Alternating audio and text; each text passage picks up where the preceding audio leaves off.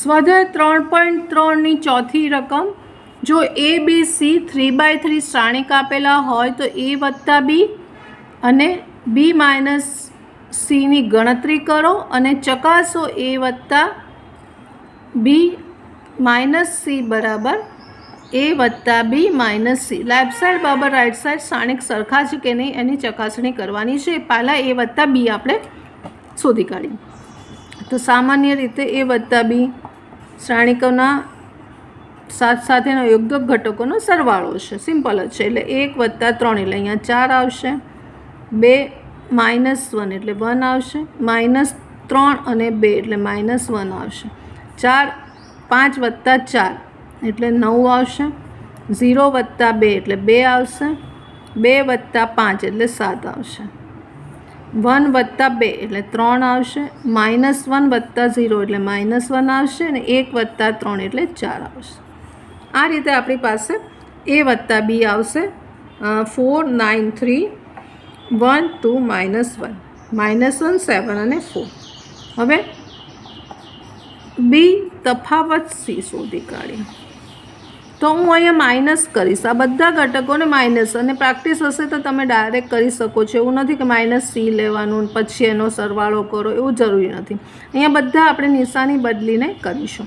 એટલે 3 - 4 એટલે 1, -1 -1 એટલે -2, 2 - 2 એટલે 0, 4 - 0 એટલે 4, 2 - 3 એટલે 1, 5 - 2 એટલે 3, 2 - 1 એટલે 1, 0 - +2 એટલે 2 અને 3 - 3 એટલે 0. એટલે માઇનસ સી લેવાનું છે, બી માઇનસ સી લેવાનું છે. એટલે આપણને બી તફાવત સી મળશે -1 4 1 -2 -1 2 અને ત્રીજો સ્તંભ આવશે 0 3 0.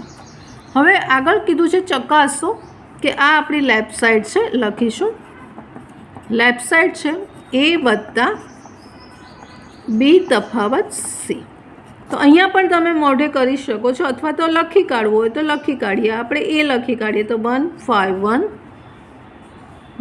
1 જે આપણને એ આપેલો છે 2 0 -1 -3 2 1 અને વત્તા આપણે જે બી તફાવત સી શોધ્યું એ લખી કાઢીએ તો -1 4 1 -2 -1 2 અને 0 3 0.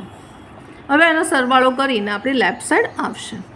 તો લેફ્ટ સાઈડ આપણે મળશે 1 - 1 એટલે 0, 2 - 1 એટલે 0, -3 આવશે અહીંયા, પછી 5 + 4 એટલે 9, પછી 0 -1 5, 1 + 1 એટલે 2, -1 + 2 એટલે 1 અને 1 + 0 એટલે 1. આ આપણી લેફ્ટ સાઈડ આવી. હવે રાઈટ સાઈડ પણ એટલી આવી જોઈએ એટલે આપણે ચકાસાઈ જશે.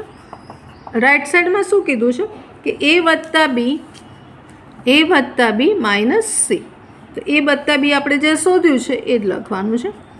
તો એ વત્તા બી આપણું છે 4 9 3 1 2 -1 1 2 -1 અને -1 7 4 -1 7 4.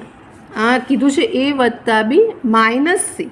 એટલે આ સી છે એને આપણે માઇનસ કરીને લખી કાઢીએ. અહીંયા વચ્ચે પ્લસ લઈ લઈશું તો -4 0 -1 -4 0 માઇનસ સી લખીએ છીએ, -1 -3 + 2 -1 -3 + 2 અને -2 -2 -3 -2 -2 -3. હવે આનું સાદરૂપ આપી દઈએ આપણે, જોઈએ આપણને શું મળે. સરવાળો છે વચ્ચે એટલે 4 - 4 એટલે 0 આવશે, 1 - 1 એટલે 0 આવશે, -1 + -2 એટલે -3 આવશે, 9 + 0 એટલે 9 આવશે, 2 - 3 એટલે -1 આવશે, 7 + -2 એટલે 5 આવશે, પછી 3 - 1 એટલે 2 આવશે, -1 + 2 એટલે 1 આવશે અને 4 +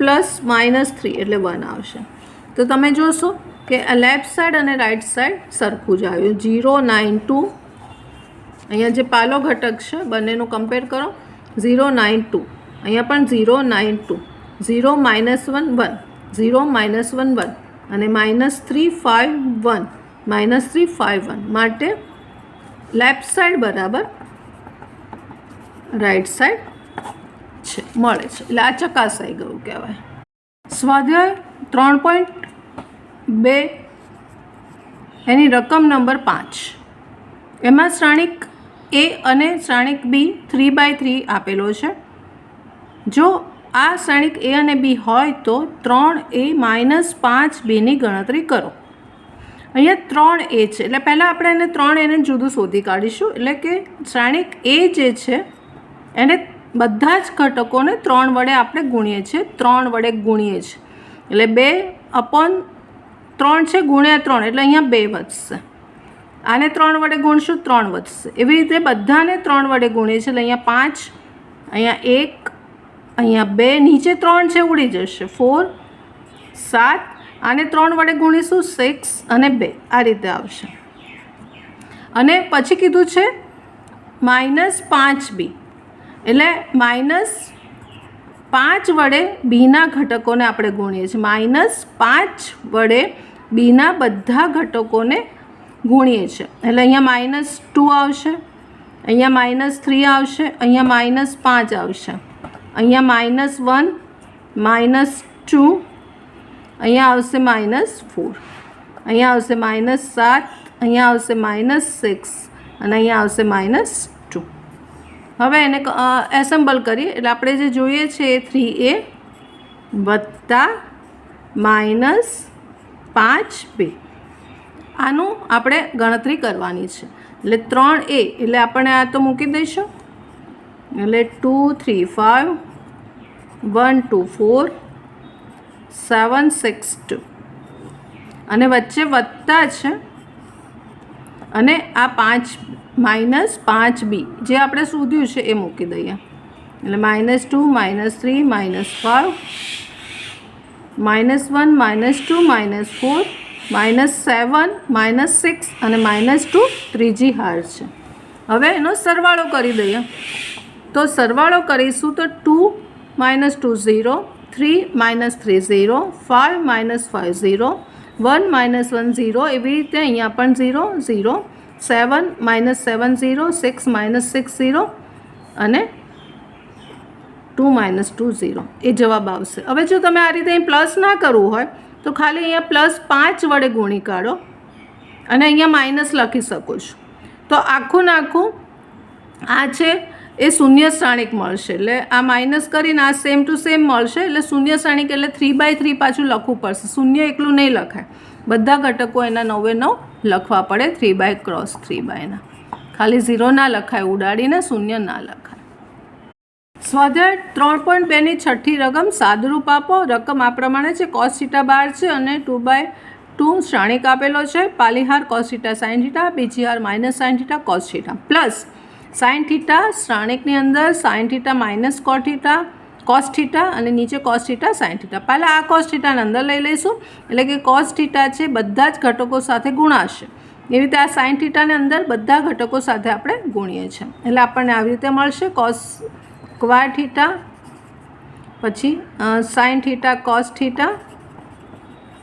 અહીંયા -sin θ cos θ, અહીંયા cos સ્ક્વેર θ અને એવી જ રીતે અહીંયા sin θ ને અંદર લઈએ પ્લસ sin θ ને અંદર તો sin સ્ક્વેર θ -sin θ cos θ, અહીંયા પણ sin θ cos θ પ્લસ અને sin સ્ક્વેર θ આ રીતે આપણને મળશે. હવે સરવાળો કરવાનો છે, ઘટકોનો સરવાળો કરીશું તો આ બેનો સરવાળો થશે sin સ્ક્વેર θ વત્તા cos સ્ક્વેર θ.